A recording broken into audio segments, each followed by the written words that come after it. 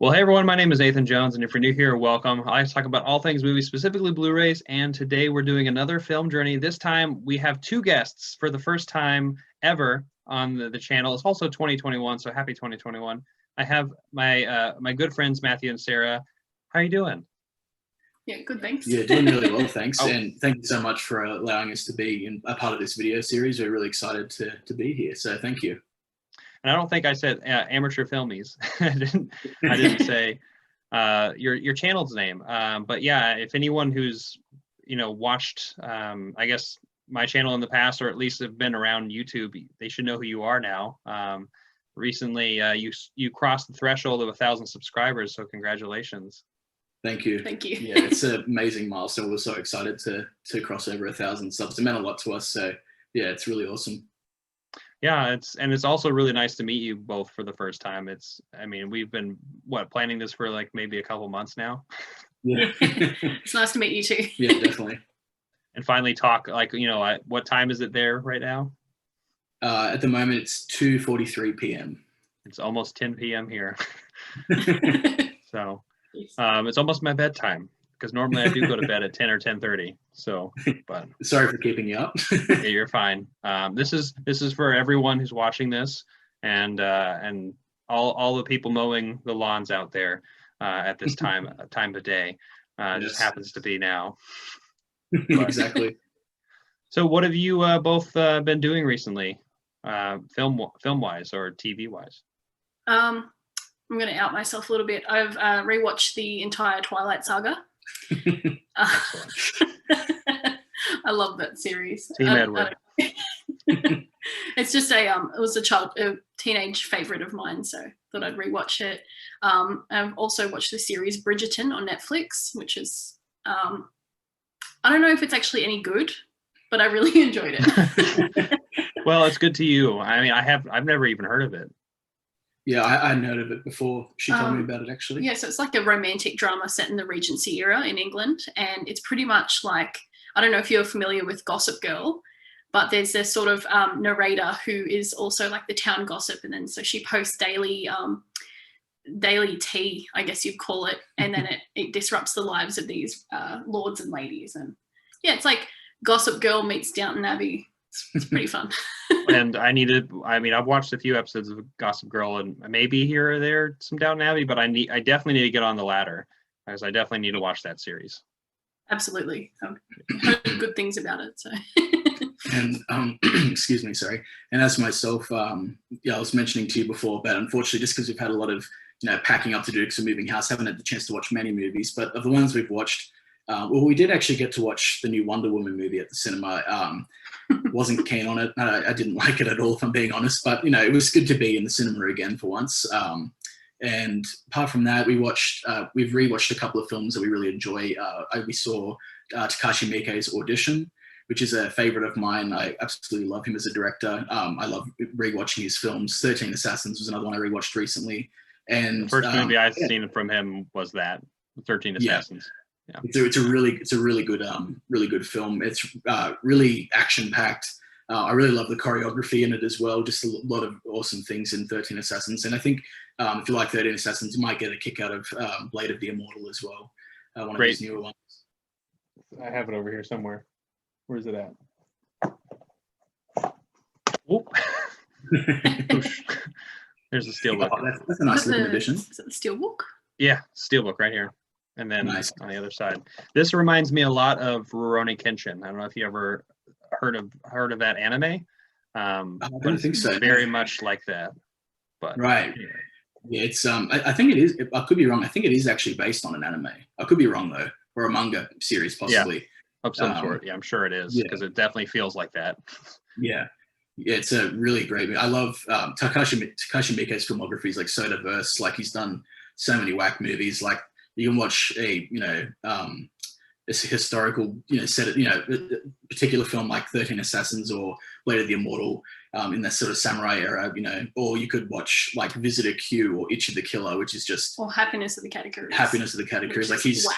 Yeah, if you're looking to get into more Japanese cinema and you like sort of you don't mind watching some of the more extreme stuff, I guess you would say. I don't know if that's a correct thing you would want to attribute to him, but he's definitely done some movies that are like really over the top. Itchy the Killer in particular, but he's just such a wide array of films. So yeah, I ought to stop myself because I end up talking about Takashi Miike forever. So got to rein myself in there. But apart from that, I actually rewatched the first two Godfather films as well. I still have never seen the third one. I've seen the first two like a few times each, but I don't know. I never got around to watching the third one. The third one just got a redux too, so yeah, I guess now's the time to watch it. But the third one's fine. I haven't seen the redux, I guess, of it, but I have both. It's funny you brought up Godfather. I'm near my steelbooks and I have them both here. So, they look schmick. Nice. Yeah, there's Michael and the Don. So I guess they're both Dons, if you will. I think I will check out the Redux. So, I mean, as you just said, like now's the time to check it out if I haven't seen it before. It's supposed to be the optimal cut, I think, is what they're sort of promoting it as. Excited to watch it. I have heard like mixed things on it, but I liked the first two. I want to cap off the trilogy to see what it's like. So and apart from that, the other two films that we watched recently were Eyes Wide Shut, as we mentioned to you, and also Battle Royale. Ooh, I love that movie. I love that movie. It's good, hey. I watched it as a teenager. Actually, I want to say it was my first Japanese film that I watched. Oh, wow. Yeah. Not a bad one to start with. No, it was fucking loony, and I loved it. And I just remember my best friend growing up is made 3 years old. He was 3 years older than me, and I want to say he was maybe 13 at the time, and I was 10. And he's like, we got to watch this movie. I think Kill Bill was just about to come out or around that time, so around 2003 or something along those lines. No, if it was 2003, then it was around 11 years old for me. And then and so he brought that over and he's like, we got to watch this. I've heard this movie's crazy. And then and I've seen it ever since, and I love it. Yeah, it's really fun. We haven't actually watched the sequel to it. There's actually Battle Royale 2. I haven't heard good things about it, but it's directed by, because the original one, Battle Royale, which came out in 2000, that one's directed by Kinji Fukasaku, and the sequel's directed by his son. Yeah, because Kinji Fukasaku, he passed away not long after Battle Royale came out, and I think his son took the reins for the sequel. So I'm interested to sort of see how that went. And then he sort of butchered his father's legacy a little bit. Oh, don't. That's a bit rough to say. I shouldn't say that. Yeah, but we haven't seen it yet. So. I mean, maybe he should have been on the original film, and one of the kids who didn't make it. It's funny. We actually watched that with my parents. What was that? Sorry. So I was going to say, like, this is for you, Dad. Yeah. We watched Battle Royale with my parents. My mom's actually a high school teacher. She had a particularly bad day at school as well after she, said, "Oh, why don't you watch Battle Royale with us? I think you'll find it enlightening." Yeah. It's a fantastic movie. Really, just one that's easy to revisit, like whenever. It's just such a unique film in my opinion. And I don't know if I mentioned it earlier. Oh yeah, we saw Eyes Wide Shut as well. Is that Eyes Wide Shut? We liked it. Not our favorite Kubrick film, but one that we definitely don't regret watching. Amazing performances all around, unsurprisingly, and just really good watch. As I said, not my favorite, but still really good. Yeah, it's been a while since I've seen Eyes Wide Shut, but it's definitely one that I feel like is not talked about enough. In the Kubrick world of when people talk about Kubrick, and I think obviously it was his last, but I thought he did a really fantastic job of showing that occulty stuff, and I like that. Yeah. So. Yeah, absolutely. Not to out myself with anything crazy, just metal and such, but. But that's a great lineup. A lot of Japanese films, it sounds like. Yeah, we love our Japanese cinema. It's just such a wacky. Yeah, there's so many wacky films out there. We like our Japanese dramas as well, but like we haven't seen as many of those. Whatever ones we decide to watch usually ends up being really crazy in one way or another. So I think recent Japanese film that we watched that was sort of more straight played would have been The Third Murder. I hope I'm remembering that. Yeah, over. I have it behind me as well. Yeah. Talking about all the movies that I'm like, I haven't seen these yet. Yeah, it's a really good one actually. It's played very, as I said, it's played very straight. So got to do with like a murder case. You get to learn a little bit about the Japanese court system. I quite enjoyed it. It's sort of I mentioned it in one of our previous videos, actually. It's one that I liked upon first viewing, but I think I want to watch it again for a more well-rounded opinion. Maybe spend some more time thinking about it, but it is a good one. Speaking of Japanese cinema, I actually just recently watched I Wish from Hirokazu Koreeda, which I really, really loved. That put a big smile on my face watching that one. And I'm looking forward to watching more of Koreeda's films. I've only seen really his recent ones, like Shoplifters, I think is the only one I've seen. Yeah, I've heard that's supposed to be amazing, that one.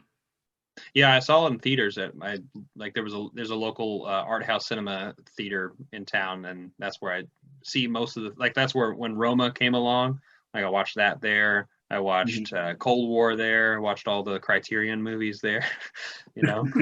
So That's awesome. It's cool that you have access to that sort of cinema as well, because there's nothing like that near here. Yeah. Well, yeah, it's a nonprofit, so luckily it's all funded by people in town. And but obviously with COVID, I actually haven't been to the cinemas since March of 2020. So it's been I mean, there's a few theaters that opened up here and there, in a blink of an eye, and then would go away again because of an outbreak or another mandate from what's going on in the world. But I know Tenet was here. I wasn't able to see it. I still haven't seen it, but there's a few other movies Wonder Woman, despite what you say. I will eventually watch it, but I'll watch it on some kind of streaming service or whatever. Yeah. When I it's one of those things where I hate saying too many negative things about, especially new releases. I don't want to dissuade someone from checking it out. I still encourage everyone to go give it a try. Just at the same time, I have to be honest with what I think about it. But yeah, it was still a great experience being in the cinema. I actually might have misspoke before when we were talking earlier, but because we saw Wonder Woman at the theater, but we actually did see Tenet as well. I almost forgot about that. We did share a lot of the same issues with other people about the sound. I don't know if you heard about that sort of. I've heard a little bit. Yeah. You couldn't hear people speak. Yeah, there are a lot of sections in the movie where it's really hard to understand what they're saying, and in a movie where there's a lot of exposition dumps where you need to figure out what's going on in this movie, it's pretty critical that you're actually able to understand what they're saying. But unfortunately, there are certain sections I need subtitles. I can't hear anything. So that bit was a bit disappointing. But as far as the actual film itself was really engaging. A lot of amazing set pieces. The effects were great. But yeah, just that sort of sound issue was a bit of a nuisance. But there's a really compelling villain. Sorry, Kenneth Branagh plays the villain, and I like him. Yeah, he's a wonderful actor, very classic. But his character has such a good motive. It's always good when they have a motive that makes sense. Yeah. Sort of like Black Panther and stuff like that, where Right. You can sympathize with them and you can understand where they're coming from. Yeah, absolutely. I mean, he's evil as hell, but you can understand human evil. Definitely, we're definitely going to pick it up on Blu-ray or 4K or something and give it another rewatch with subtitles on. So maybe we'll good. it more. It was still a good watch. Highly recommend it to you. Yeah, I definitely am going to pick it up sometime. Just waiting for it to go down in price because I'm not spending the full price on that thing. I don't know. Something about with all that we've been spoiled with sales with our boutique labels and whatnot. I'm just I just can't really put myself spending the MSRP retail price for a movie unless it's something I really, really care about, something like In Bruges or something for me. Yes. But, there's a few exceptions, but for the most part, I'm looking for deals now. Yeah. Yeah, we try and you're a bargain hunter. Yeah, we try and limit ourselves as much as we can to buying during sales. The only time we kind of make exceptions, same as you, if it's a movie that we really, really love, or if it's maybe it's a limited edition item that we're pretty positive will sell out and that we're interested. We're not going to just buy a limited edition just because it's limited.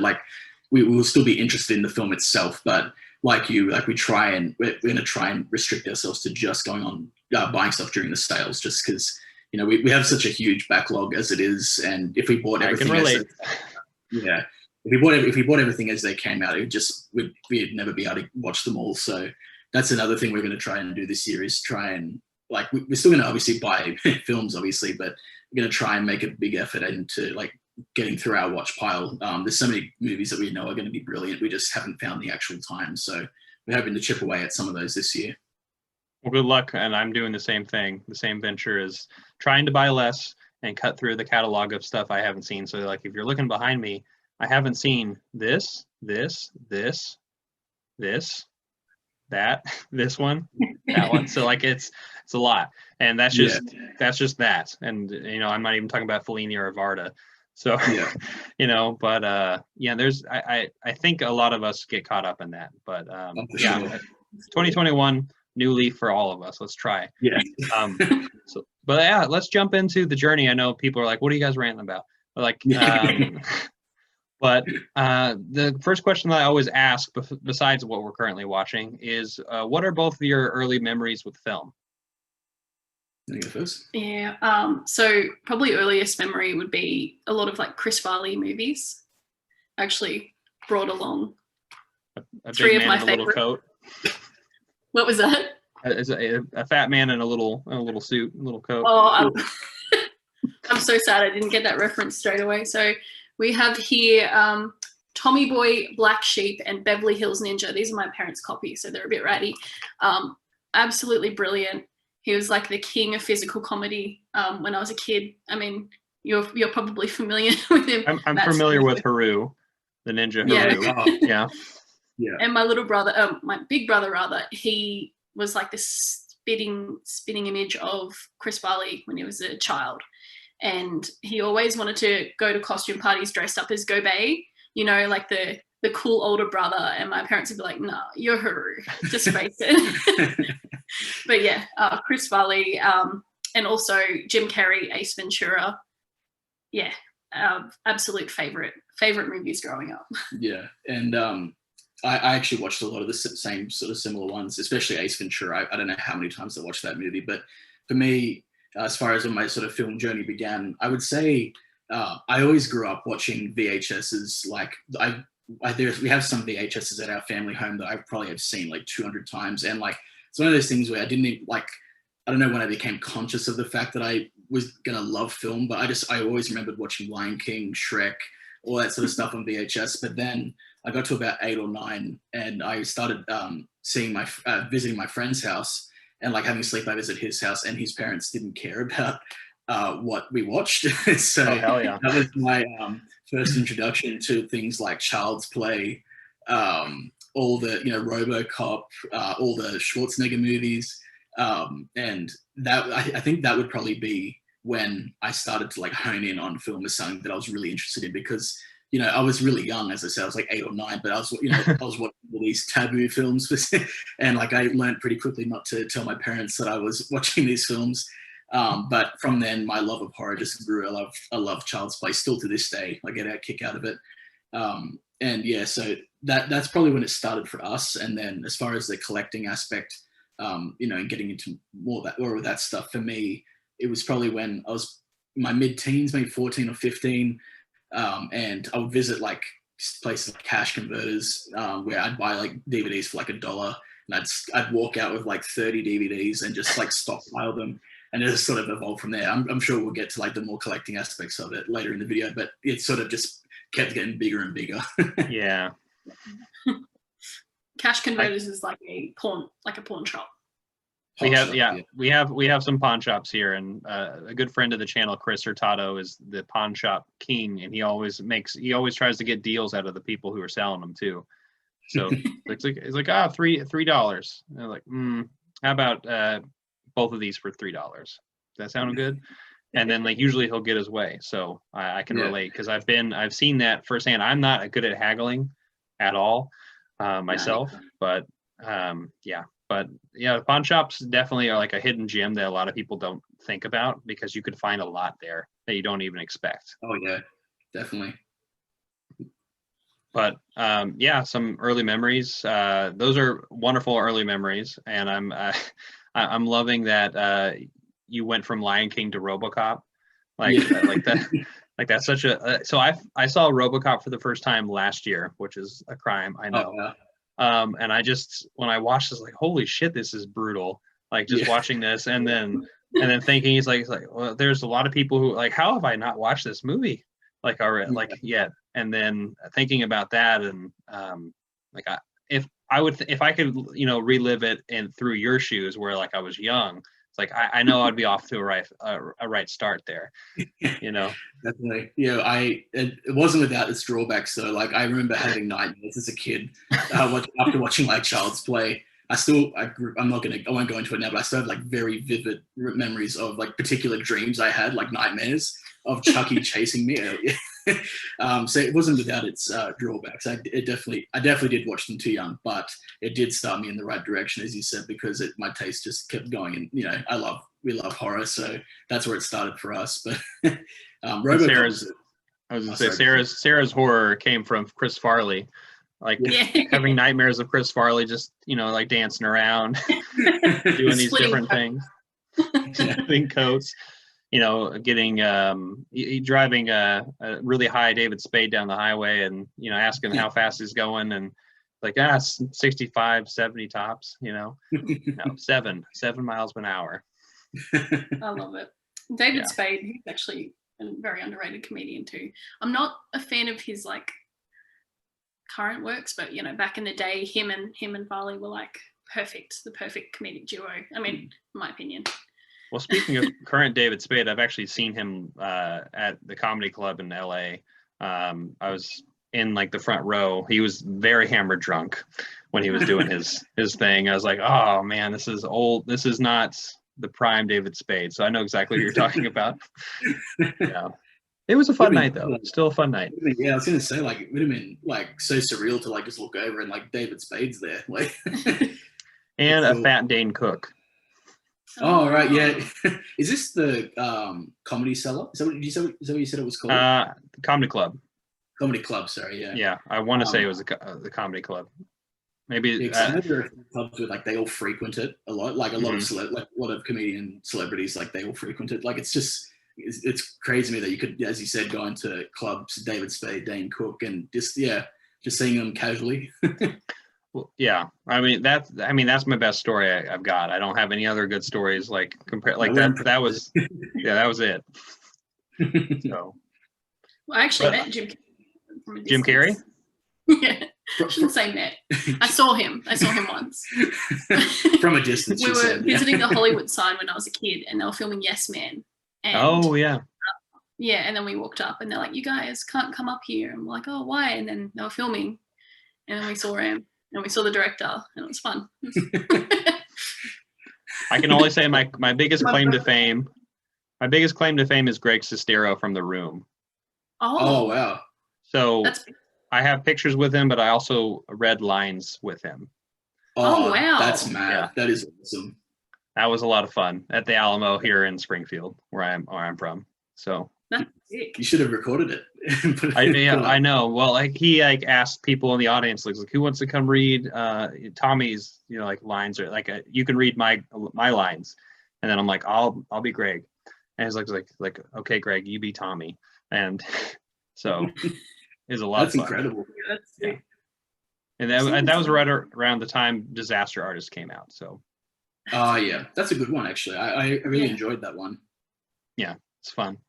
Except for the acceptance speech where Tommy Wiseau got cut off by James Franco. Oh yeah. Oh, I remember that. I'm like, come on, dude. Like this isn't about you. Yeah, exactly. But like, also give the man a stand. Like, you know, give him a platform. He doesn't. This is his only chance. You know? This is his only chance. He just made a 2-part movie with Greg Sestero, but nobody knows about it. Yeah, he's done a few more works, hasn't he? Tommy Wiseau, yeah. Best Friends or /Fiends or whatever. I've seen the part 1, but is it any good? Sure. Yeah. If you're a fan of if you're a fan of The Room, it's a slog only because it's like 2.5 hours. It's like this is part 1. I haven't seen part 2, so I don't really know what happens. There's a cinema in. Oh, sorry to interrupt. There was a cinema in North Sydney. It's called the Orpheum, and it has interactive screenings of The Room, and then so they give you a bunch of plastic spoons like they give the audience a bunch of plastic spoons, and whenever a spoon comes up in one of the shots, you throw spoons at the screen and you're supposed to like respond and stuff. We went to a session and watched it. It was brilliant. It's so good. Yeah. Reminds me of Rocky Picture Horror Show when that like all started. Oh yeah. Yeah, people interact with the movie. And yeah, I love that. It's so good. It's such a good like social. It's such a good social thing, you know, to do with your friends, and you know, it's good if you have a few drinks in you as well, you know. Oh, of course, yeah. I mean, even without the drinks, no, and the drinks they're guaranteed. They need the drinks a little bit. You can do it without some. You can do it without some drinks, but like the drinks would enhance it just a little. The drink enhance, yeah. So speaking of that, interactive, I've seen Cats, the Cats from a couple years ago. That was an interactive one where we could be rowdy and talk at the screen, and you know, that was quite a show. I loved it. I loved every minute of it because I was a little bit inebriated, but also at the same time, I was with my friends, and every time Judi Dench came on the screen, we all started chanting Dench, Dench, Dench, and like everyone in the room started chanting Dench, and then you know every time we saw human hands, which is like literally every scene, we just like human hands. I see human hands. These are not so. That's amazing. We still haven't watched Cats. We have avoided it, but it's one of those ones I feel like we should just watch it just to say that we've seen it and experience it for what it is. But like, funnily enough, I was watching the movie 6 Degrees of Separation with Will Smith. Have you seen that? I haven't, no, but I know of it. He pretends to, it's based on a real man. He like cons rich people by pretending that he's Sidney Poitier's son, and then they take him in and he uses all their like resources and stuff. It's actually a pretty decent film, but they actually, as Cats was coming out, they reference turning Cats into a film and how that would even work. And it was just really funny, like watching that scene, and then Cats comes out and just bombs. And, you know, they called it. Yeah, I mean, deservingly so, but it's like a sleeper hit. You need to watch it because I have it on Blu-ray. I can see it right now. But I definitely, whenever COVID kind of stops and I can get my friends over here, there's definitely going to be some spiked milk that people are going to drink, and maybe from a saucer bowl, I don't know, but we're going to have a good time. That's awesome. That's all I know. But I guess moving on from like the adolescence of films that you watched, where I know that Matthew kind of hinted at it with RoboCop and, you know, going the dark route. When did you realize kind of the next step when you were kind of in your teenage years and, you know, early 20s? Where did you go with your film watching and your obsession with it? Yes. Do you want to go first or? No, you go first. Yeah, no, it's, so I think for me, I've always enjoyed collecting something, and like I've watched films all my life, but you know, whether or not I was collecting like cards or CDs or something like that, I always wanted to be collecting something. And eventually, it was like a turning point when I was a teenager where I decided it was going to be movies. And initially, it was just, you know, because I liked a few movies and it'd be cool to be able to see them whenever I want, like, you know, just regular buying. But then it kept escalating. I kept trying to, like, in buying more films, I discovered more films. And I think from that, my appreciation and love of it continued to develop. And as I keep saying, like, film was always something that I enjoyed watching. But as far as, like, getting a deeper appreciation for it and wanting it to be a bigger part of my life, it was definitely in my later teens when I was collecting more heavily. And I really enjoyed the communication aspect of it, like, you know, going to see movies with your friends, having like post-watching discussions and stuff. And it helped that I was surrounded by a few people that really enjoyed film as well. And, you know, there was a few years when I was maybe like 2021 where I sort of stopped collecting for a little bit, but I always kept watching movies. The collecting aspect may have dwindled a little bit temporarily, but I just always loved watching film. And I'd go through phases where I wanted to watch like the most extreme horror movies out there, or like, you know, I might have started with the IMDb top 250. Like, it was sort of key sections like that. And in undertaking sort of things like that, as I said, you get exposed to more different types of films. And, you know, for example, the IMDb top 250, you know, while, you know, some people might not agree with all the films that are on there, it's a pretty good place to start.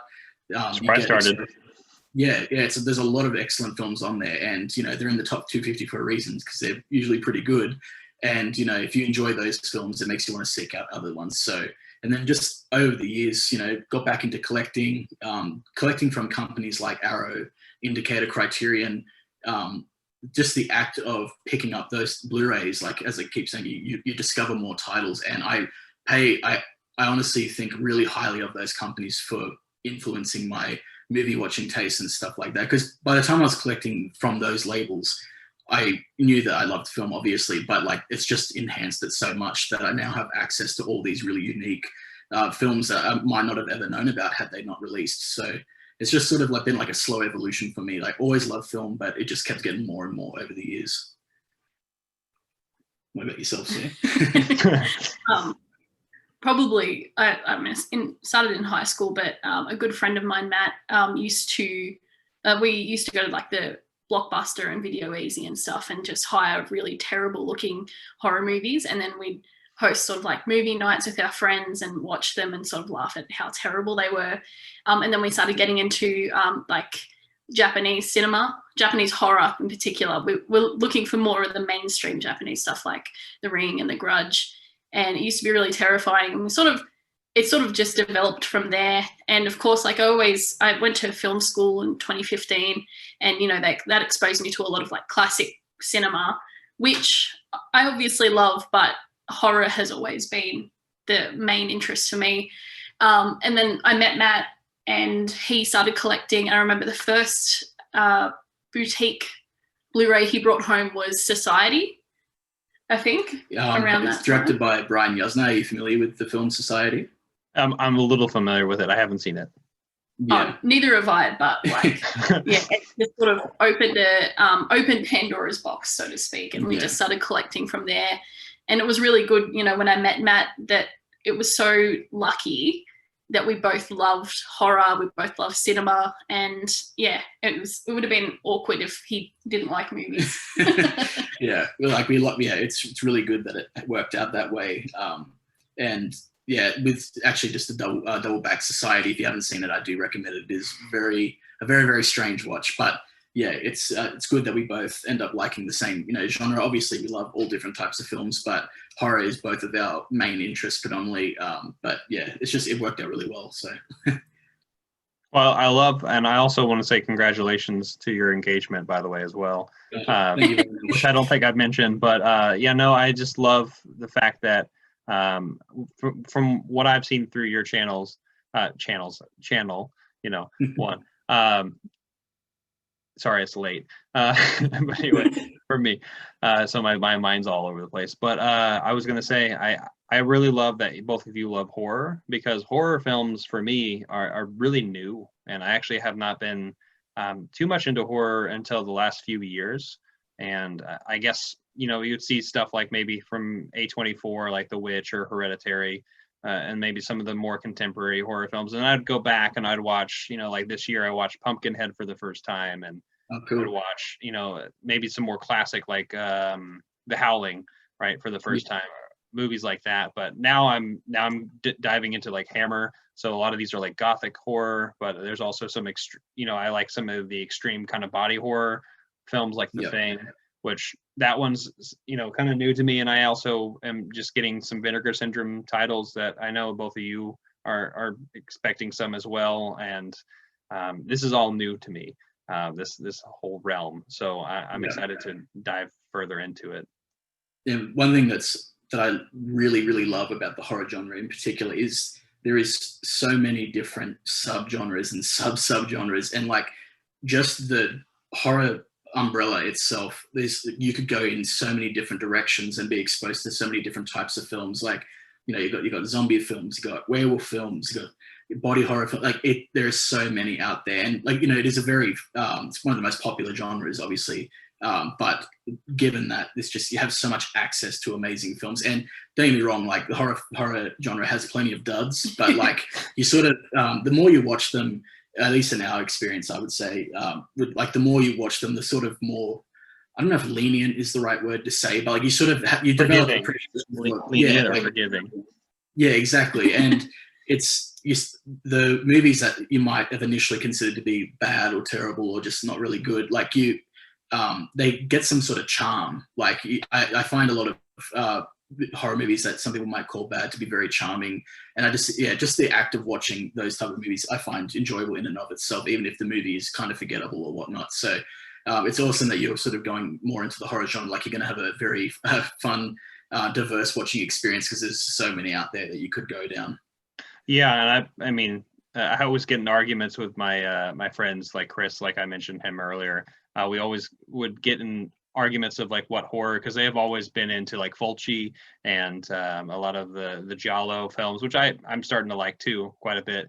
And then I would be like, and they would always poke fun at me, like it's like, oh, Nathan just likes the A24 slow burn horror films. And I'm just like I'm like, but I like both. Like, why can't I like both? And then it's always fun. But yeah, I mean, I guess I do prefer more of the demonic things, stuff that doesn't, maybe like Rosemary's Baby, you know, like things that just like kind of creep and like into something that becomes a lot bigger. But anyway, I love horror, and like you said, it's all over the place. Like I just recently watched The Wolf of Snow Hollow, which is like a horror / comedy of Jim Cummings. I don't know if you've ever heard of that one. I haven't seen it personally, no. But it's a great like werewolf film. But this is like an American director, writer, producer, actor. He does all of it. The main character in the film. But he's a new director, relatively new in the, like his I think his first film came out 2017 or something along those lines. So he's working a lot. But anyway, horror's all over the place, and I love that. So yeah.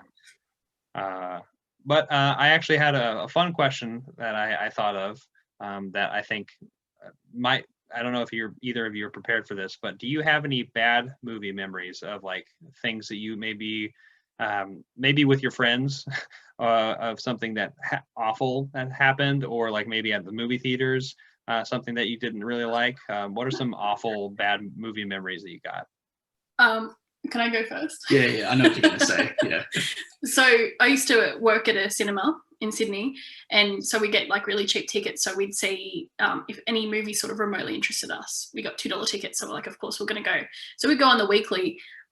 But whenever we go to a horror movie, it would be really packed out, because, you know, even if you're not into horror, people still go for the thrills, you know? Right. And there's always a group of young gentlemen, and they're always chatting, they're always shouting. Whenever something scary happens, they're like, oh, you know, they're like really loud. Matt, every single time, nearly gets into fights with them, because he'll turn around and he'll go, shut up everyone, or say something a little bit worse, and then he'll always sort of with like plenty of ample warning. Like I give them, give them enough rope, but then I don't want to paint me as someone really aggressive or anything like that. Just he reaches a turning point though. It's just like, okay, I'm gonna say something. Yeah, because like it's not just ruining it for me, it's ruining it for everyone else in there. Right. I mean, no. Yeah, and like you have the guts to do something. I can't. I'm scared out of my. Yes. Well, I don't want to talk confrontation. I can't do it. Not either. It's just like in my mind, I think, you know, people have paid to be here. I mean, Sarah did say we just got cheap tickets, but like this happens in tickets we pay still full price for as well. But like, it's not just ruining it for myself; it's ruining it for other people. And like, some people think they have license to just go into a cinema. Like, some people just think, oh, I can. Like, the social norms don't matter. I don't know. It just sometimes the disrespect to other people can really bother me. So, you know, like, yeah. I'm not, as I said, I don't want her to paint me as aggressive. No, he's not aggressive or anything. Just I think if someone is distracting throughout the entire movie, like obviously I politely ask them first, but hey guys, there are one or two instances. Up, okay? They're like, we've had one or two instances where someone like got offended that I was telling them, you know, to like keep it down, like as though I'm encroaching on their space by saying, I don't know. It's some people are very strange. But... However, we also have been on the other side of it, because on our first date, Matt took me to watch Birdman in cinema in Newtown, and he was so excited because it's his favorite movie. And it was at the time. Yeah, I loved it so much. And he's going, "This is the best part. This is the best part. Oh, you're gonna love this part. You're gonna love this part." And he just kept saying it, and then whoever was behind us leaned forward and goes, "Can you guys please stop talking?"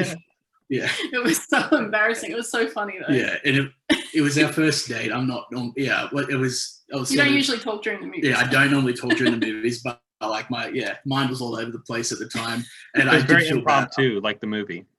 Yeah, exactly. Exactly. Yeah, I did feel a bit bad after the fact, and I said sorry to the person, but yeah, because I hate when other people do that, so I felt very hypocritical in doing it myself. But that was the only time I've done that. So I had a similar situation where I watched Aquaman with my friends, with Chris and the group, and it's Aquaman. I'm gonna like, kind of ooh and ah at some of the moments where like it's like not something like I'm not really gonna be like really focused and paying attention to this movie, and then there would be some ridiculous moments going on in the movie, and then I would be like, oh man, like look what just happened. And then like my one friend, he's like, dude, you need to shut up. It's like, but it's Aquaman. Like, who gives a fuck? Like, that's like, really? Like, you can watch this when you get home. Like, when you eventually get it. It's like, this is not, you don't have to hear every little dialogue. But anyway, I get it. And I was an asshole at that moment. When you came up with that question, did you have a particular memory in mind as well? No, not in particular. I mean, I've had a few moments in theaters where I've been a coward, and I normally will not tell people to shut up. But luckily, I like to pick movie times where people are not there. Try my best. Horror is really hard to do. I guess I do have a memory one time where I was the group of gentlemen, but we had our significant others with us at the time, and so it was really packed. I think it was The Conjuring. I think it was the first Conjuring back in 2013 or something along those lines. Roughly then. Yeah. Wait, 2013. 2013 or something like that. But so I was with my girlfriend at the time. We were in the back row. Like, we got separated from my friend and his girlfriend and their other friend, the third wheeler, or I guess the fifth wheeler or whatever. And so like as the credits were like starting and stuff, it's like my friend Justin's like Nathan, and then I'm like, yeah, Justin, like, because like we're all the way across the, and then he just looks like, are you scared? And then like just like, and then someone's like, shut up. Another person's like, shut up. And then like it was like uh-oh, we're gonna get in big trouble. And so that was the wake-up call, but that was pretty much that's still funny though. Like, it's more so, I should point out, and not to dwell on it too much, but like it's more so for people who like one or two instances, like whatever, like I'm not going to say anything, but like there are some people who just go in there and they just have like a meeting or something. Yeah, like, they take calls. Yeah, we had someone take a call. I'm like, I said, dude, get out of here. And he wasn't being quiet. It was like, yeah, I'll get that to you. And I'm like, walk out of here. Yeah.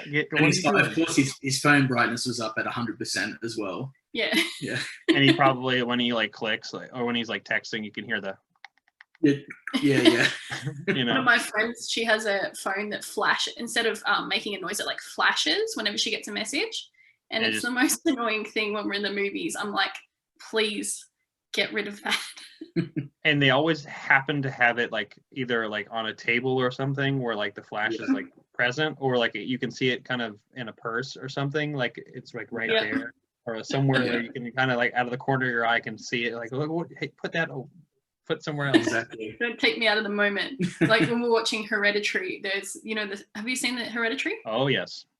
Okay, great. Just times. Checking that there's a scene where Toni Collette's headless body is floating up into the treehouse, and it was supposed to be a really tense scene, and obviously it was like second time we'd watched it, but like trying to process everything that's going on, and these people are giggling because obviously it looks funny, a headless body floating up, but it's like, don't take me out of it.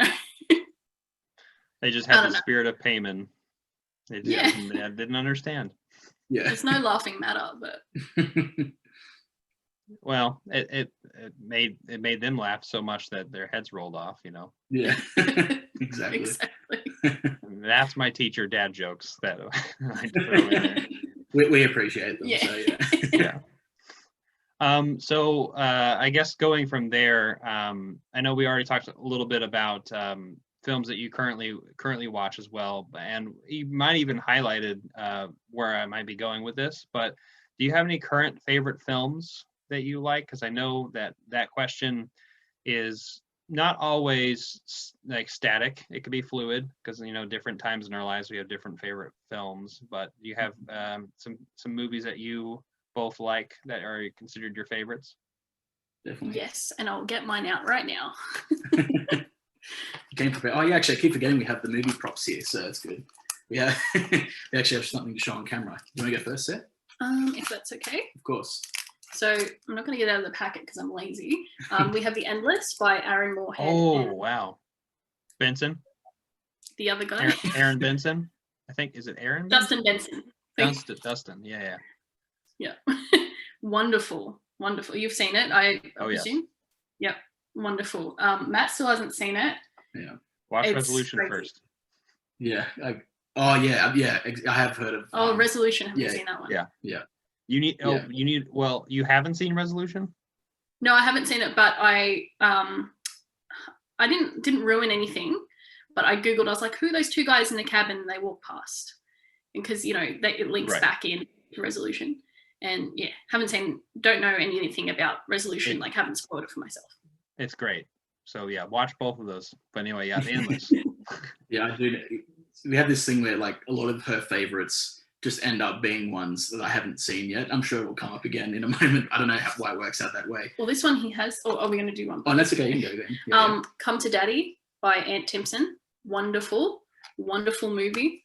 I was really pleasantly surprised by that movie. Yeah, it was. Elijah Wood is such a unique actor. He seems like a really cool dude. He seems like the type of guy I just want to hang out with. But his roles have been so diverse. I mean, obviously you've got Lord of the Rings, got Come to Daddy, he's Maniac. He's in Sin City as well. Back to the Future. That's his first film. Yeah. I thought you were trying to trick me then with pretending he was Michael J. Fox for a sec, but yeah. He's. Come to Daddy is a really good film. Definitely recommend it if you like sort of the indie horror stuff. Oh yeah, I have it. It's great. Yeah, it's where I got my mustache appreciation for. Oh yeah, exactly. Yeah. And sorry, the third one. The cover is Lamberto Bava's Demons, and Demons 2 is I sort of put them in the same category, but Demons is much superior. But wonderful zombie demon. I mean, they're demons, but zombie demon horror. Arrow there's demons in this movie? Wait, is there demons in this movie? Who would have thought? Exactly. Arrow actually announced a new 4K box set of it, actually, so we'll probably double dip on that one just because we really like the movie. But it's a really fun watch, a bit different. It's an Italian production, I think, but English speaking. It is a fun watch. Very fast paced. Yeah. And I'll do a couple of mine if that's all right. I always fall back on this one. This was in my top 10 horror movies of all time, but I just love the film. Cronenberg's Videodrome. Cronenberg is also one of my favorite directors. I absolutely adore his films. He just has such creativity, and I really admire him for his ability to come up with these really unique ideas. And not only is coming up with those ideas in the first place really amazing, the fact that he can then translate them to the film medium and have it come through in a really engaging way, I find that spectacular. Videodrome is probably my favorite from him. The Fly is really good, obviously, as well, but I really love Naked Lunch. That's really good. Other favorites of mine, I guess this would be a modern favorite. Obviously, I'm pretty sure you would have seen this one, Parasite. Oh yeah. Not sure if you've heard of it. I don't know what that is. Yeah. I have a poster in my room. Oh, dear. Awesome. Yeah. That one, I was so happy to see that won all the Oscars that it did, because we've actually been a fan of Bong Joon-ho for quite a while. Memories of Murder is amazing. We really love Mother, The Host. He's done a bunch of films. Snowpiercer is pretty good too. Snowpiercer is good, yeah. I don't think he's done a film that I haven't loved in some capacity. So yeah, Snowpiercer was the first I've seen from him. I remember watching and then going back. Yeah, he's done. If you haven't seen any of his other films, I definitely recommend that. I think Criterion will hopefully put some more of his stuff out. Surely. And as far as Yeah, exactly. I don't have any more here with me, but yeah, I have other favorites would be I really love Dead Alive or Brain Dead by Peter Jackson. I don't know if you've seen that one or heard of it. I have. Yeah, Brilliant. it's I really love that film. Just so zany, wacky. I love the editing style in it. Obviously, the copious amounts of gore. There's something about his brand of like horror and humor tied together is just excellent. I love Big Trouble in Little China, a lot of by John Carpenter. The Thing is fantastic as well, but I grew up watching Big Trouble in Little China, so that holds a special place in my heart. Tell me about Jack. Yeah. They're supposed to be remaking Big Trouble in Little China with The Rock, I think, which is really strange. I don't know how I feel about that. I don't like that. I don't know how I feel about that either. Honestly, I'm not the biggest Rock fan. Yeah, So, no, that's fair. Yeah, that's fair. As somebody who used to watch WWF back in the day, I was always a Stone Cold Steve Austin fan. Sorry. Yeah, so was I. Yeah. and if I'm gonna have to pick the best actor, or wrestler turned actor, they're all actors or whatever. But Dave Bautista is definitely the best. He's got the most. He's done some really good stuff. He's got the most diversity to him. Like he's not doing. Yeah. He's not. I feel like The Rock just plays himself every single movie. Yeah. Yeah, and like The Rock is a likable guy, but if you're, as you said, Dave Bautista, he's got Guardians of the Galaxy, he's got Blade Runner 2049. He's done. He's in Spectre. Yeah. Speaking of wrestlers turned actors, whenever I'm sure I don't know if you get this a lot, but whenever Matt would mention Nathan Jones, I was gonna say, I remember when I got stabbed in the neck by Brad Pitt. Yeah. I We really liked you in Mad Max Fury Road, by the way. Yeah, I enjoyed that role. It was quite it was quite the ride, if you will. I remember looking at the subscriber list and I was like, why are we subscribed to the wrestler Nathan Jones? Really strange. Yeah. We were expecting to see him when we connected to the Zoom session. Like, what's going on? Yeah. I grew my hair out. I've also shrunk down a little bit. Not as buff as I used to be. I'm in America now. I've lost my accent, and then I also will say that I definitely did not rob that bank. Yeah. That's why I'm glad you mentioned that because we had a laugh about that earlier. It was funny. And just one last movie I wanted to mention as far as favorites goes. I know a lot of people love this movie, but it's for good reason. Hot Fuzz by Edgar Wright. Oh, yeah. Wonderful. That the writing and editing in that film is just it's just amazing. Like, it's one of those movies where I can literally watch it and find something new every single time I watch it. And I've seen it like 20 or 30 times. Like, even if it's something tiny or very subtle, I'm like, everything ties into like something else that happens later on in the movie, even if it's minute. And I really appreciate like the attention to detail in that film, and obviously it's hilarious as well. So my favorite detail in that film actually is the fact that Edward Woodward, who is the main actor in The Wicker Man, plays the doctor in Hot Fuzz. And obviously there's many plot parallels between Hot Fuzz and The Wicker Man.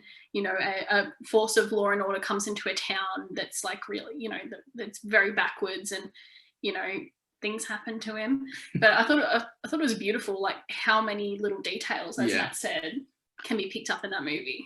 Edgar Wright is just he's got an eye for detail, and I know I don't know if you recently saw that he he's doing, I guess, a straight horror film. Yes. And also I know he released like what he watched in 2020 in his quarantine, and he has a giant ass collection too. And so I gotta love the guy. I mean, he puts so much work into all the stuff he does. And the one thing that I love about Hot Fuzz is Yarp. That's all I gotta say. You got the hound up there as well. So I didn't realize it was the same guy. Yeah. There's a little hound. That's cute. I'm also wearing a Shaun of the Dead t-shirt. It's like a Christmassy one. I don't know if you can see that, but yeah. Edgar Wright's the man. Yeah, he's a legend. Yeah. Keep making films, Edgar. I know you're watching this. Yeah. I'd cry if he was watching this. If you're watching this, Edgar, write down in the in the comment section down below. But please, you don't have to tell us. Like, you know, we don't have a private message thing on YouTube, but that would be kind of cool, right? If he was actually watching. We'll try and reply to you if we can. If we find. We'll try. Yeah. I mean, we are big. We are past 1,000 subscribers each, so I don't know if we're gonna get to it. And what about yourself? Have you had any new movies that have like you consider to be favorites now, or you sort of do you with yourself? As you said, like doesn't tend to be a static thing. A lot of people's favorite movies tend to change with time. Are there particular mainstays with you that you always consider, like that they'll always be your favorites, or have there been any new films that you've discovered recently that you would consider to maybe be a contender? Anything like that? Well, I know we already mentioned Frodo Baggins a little earlier, but yeah, Lord of the Rings, those 3 films right there. Also Across the Bay, and then whenever the 4Ks get here, I'll get them as well, I'm sure. But yeah, no, those films will always be my favorite. As much as obviously I change as a person, every single time I put them on, I literally have every range of emotion that I can get, and it's just they're perfect films. But and there's Howard Shore score, the acting, just everything about it, and it's wonderful. And then In Bruges, right behind me, is a thing I don't ever shut up about. It's brilliant. We love In Bruges. Yeah. I just love. That's just like who I am. Like my favorite type of comedy is like very bleak. I like bleak and dark comedy, and a lot of situational humor or like references to things that don't make any sense. I don't know if you've seen his short film. I can't remember what it's called. It's literally Six Shooter. Have you seen Six Shooter, the short film? No. Well, there's like a reference to. Anyway, I'm not going to talk about Six Shooter since we haven't seen it. But there's like references like of really ridiculous things in all of his movies, and I'm just like what? Like where is this coming from? And just knowing that he's like a playwright and he actually has done theater before and a lot of the other stuff he's done in the past that is also very specific to Ireland, which is not something that like any of us are going to completely get, but it's just, I don't know, it's something about him and the way he views life. I'm on board. And also Colin Farrell, Brendan Gleeson, Ray Fiennes, Yeah, it's an amazing film. It's honest, like I cannot stop laughing the entire way through. And that particular edition is really good. It includes the screenplay, doesn't it? Is this the second? Yeah, it has a screenplay. Yeah, it's my only second sight. I know I need to get like The Strangers and a few other of their titles for sure. But yeah, I love that, and I love it's right behind me, and it's definitely up there with like my favorites. Also Princess Bride. I don't think I mentioned that. Yeah, but Princess Bride. Yeah, I have one friend in my life who doesn't like Princess Bride. I'm still their friend, but it's really hard to be their friend. I was going to say, surely you don't speak to them anymore. Yeah. Occasionally I do, but just unfortunately, you've seen it yet. Just the shit. Yeah. Sorry. Very good. But yeah, no. As you can see, they're all fantasy related because that's a fucking fairy tale right there. That's like a fairy tale, and so a lot of fantasy, romance. Those are the kind of things that I like the most, I suppose. Yeah. The Before trilogy is behind me as well. Oh, the Before trilogy. Yeah, the posters. Oh, wonderful. Nice. Yeah. I was going to say, if you're that big a fan of Lord of the Rings, have you ever been to Hobbiton in New Zealand? No, I still haven't been to New Zealand yet. Oh my God, you have to go. It is beautiful when it's not raining. Sorry? When it's not raining, right? Yeah. Yeah, exactly. Of course. We went there in 2017. Yeah. And watched a bit of the film on the tour bus and stuff, and got there. And my brothers they're huge Lord of the Rings fans, and they were like almost teary. They were so happy to be there. And yeah, it's just absolutely beautiful. Yeah, you get like a tour guide to take you through like the key areas, and then like it's really obviously it's beautiful. It's the Shire, and then you end up at I can't remember the name of the Green Dragon. Green Dragon. Yeah, you end up at like the pub, and like you get served. Prancing Pony. I think it might have been. Yeah, I think it's that one. Prancing Pony. I think that's the one. Yeah, I am blanking, but yeah, you get like Experience. served either a cider or A beer. a beer, but like it's like themed to be with Lord of the Rings, like something that you could hypothetically order from that pub. So it's a good way to end the tour. Yeah, it was wonderful. I know I would be crying the whole time. I know I would be. Just knowing how emotional I am with things like that. I don't know about you, but yeah, I haven't asked anyone this, but have you noticed that the older you get, you cry at every fucking thing? Because I do now. At least Yeah. I do. Yeah.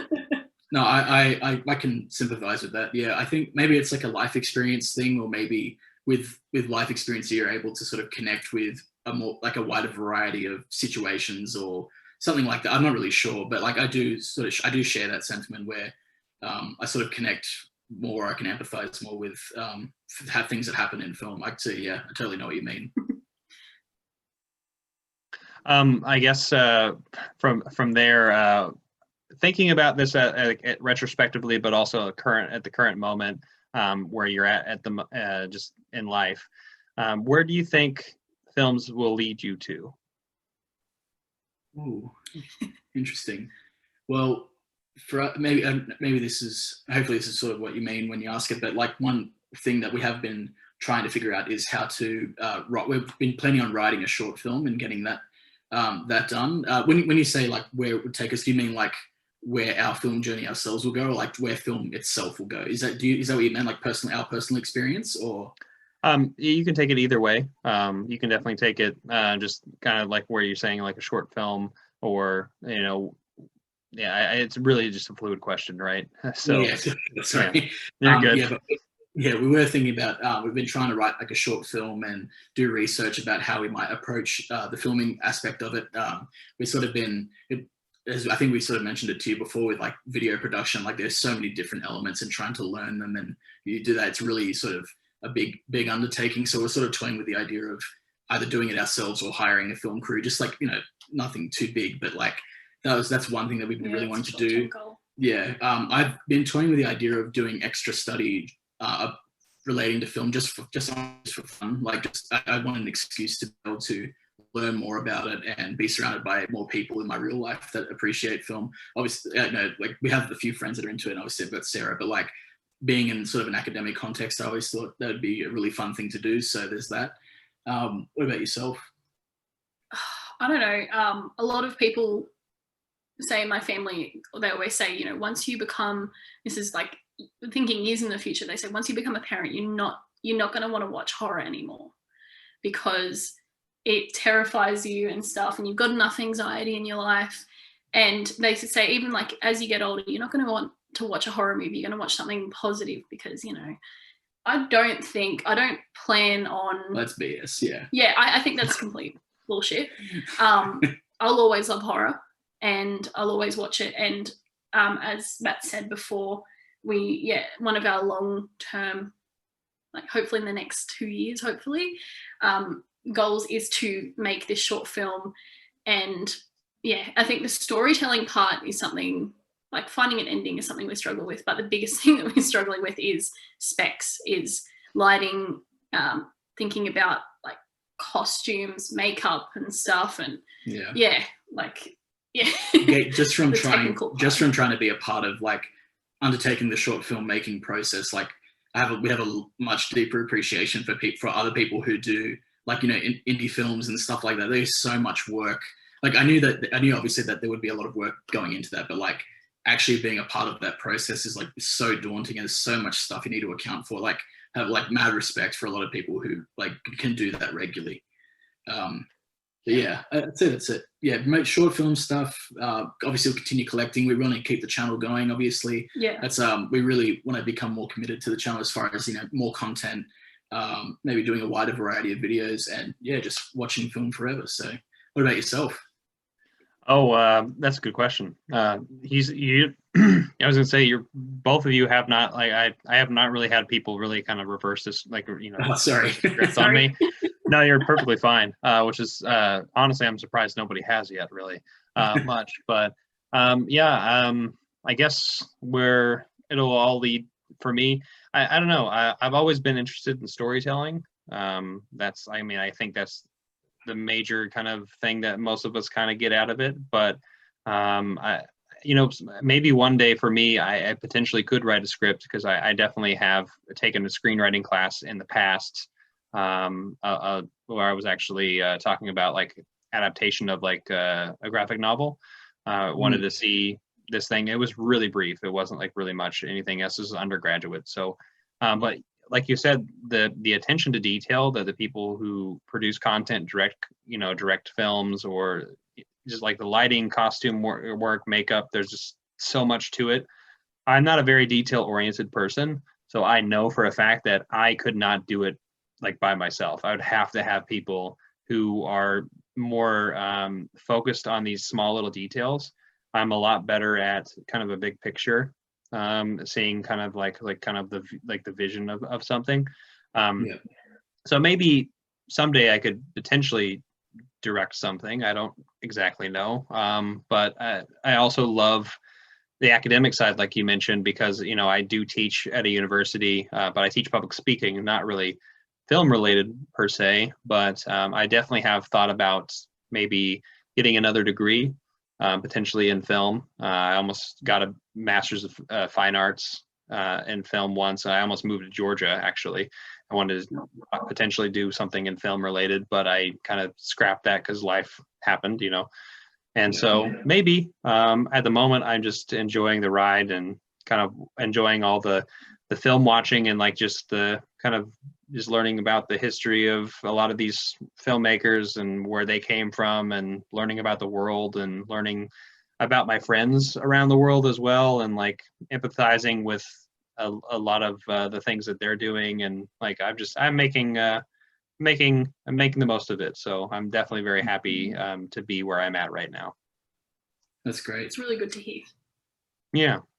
And I know you mentioned like what your plans for the channel are, but where can everyone find you? So currently, we're on YouTube. We're at Amateur Filmies, and we have a Instagram account with the same title. So yeah, if you just type in Amateur Filmies, hopefully we should pop up. All right. Well, yeah, I'm going to be putting that down in the description down below. But before we leave, I'm actually kind of curious.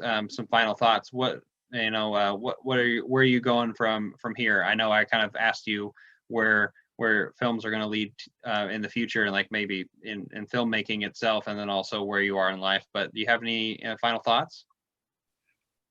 Probably biggest focus is definitely developing our channel, and making more connections and stuff within the YouTube community, and getting to know more people who appreciate the same appreciate film like we do, whether that be horror like us or other genres, of course. Of course, yeah. And like doing things like this right now, where you've given us the opportunity to be a part of this discussion. Like, we really value that opportunity, and like we want to do more of this type of stuff with anyone who will have us. Like, it's such a great thing to be able to do this, to talk with someone like yourself who shares the same passions as us. And we've had the podcast with Sam. Like, we're having to do more collaborative things in the year as well, just to sort of like, it's just been great meeting everyone and chatting with everyone, like whether or not it's be like this right now, in a Facebook chat or in the comments section of a YouTube video. It's so fantastic to see so many people willing to spend their time talking to us, and just engaging in discussion in general. So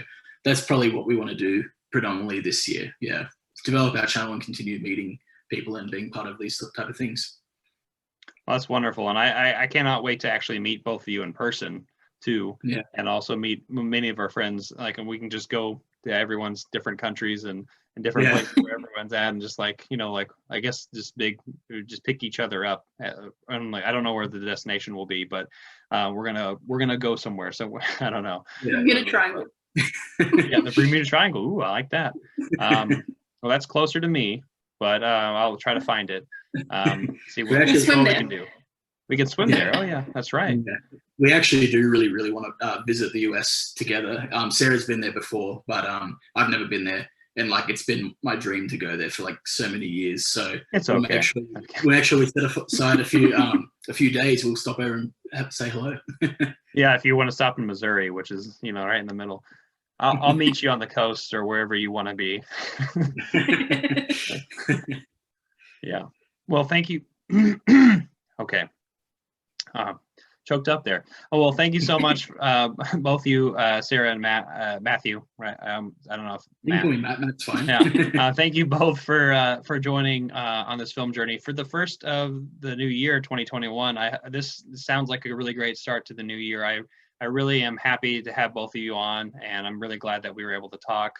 And once again, thank you so much. You've been wonderful friends over the last few months when we finally met.